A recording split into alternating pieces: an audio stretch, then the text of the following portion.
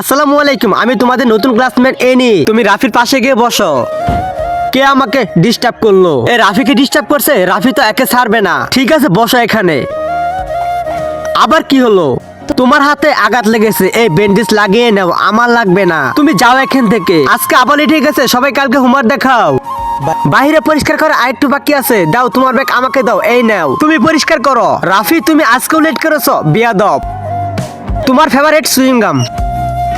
Thank you. ওই দিন পর থেকে রাফি আর আমি খুব ভালো বন্ধু হয়ে যাই। কখনো কখনো ক্লাসে তো ওরা আমি অনেক ছোট বানাই, কিন্তু একদিন আমি যখন বাড়িতে ফিরেছিলাম তখন একটা রুম থেকে জোরে জোরে চিৎকার আওয়াজ শোনা যায়। বেরিয়ে যাও আমার বাড়ি থেকে। তুমি আমার বেয়াদব ছেলে, যখন তুমি নিজে কিছু করতে পারবা তখন বাড়িতে ফিরে আসবা। এটা তো রাফি, কোথায় যাচ্ছ তুমি? ভুলে যাও তুমি আমাকে। আমার রাফিকে অনেক মনে পড়ে। আর মানে তোমার প্রথম ভালোবাসা মানুষকে পাওনি, তারপরে সে মনোযোগ দিয়ে পড়াশোনা করে অনেক সুন্দর একটা জব পায়। তুমি কি আবার তাকে পাইছো? হ্যাঁ সরি, আজকে আমি আবার লেট করেছি। আল্লাহ সবাইকে ভালোবাসলে লাইক সাবস্ক্রাইব করে দাও।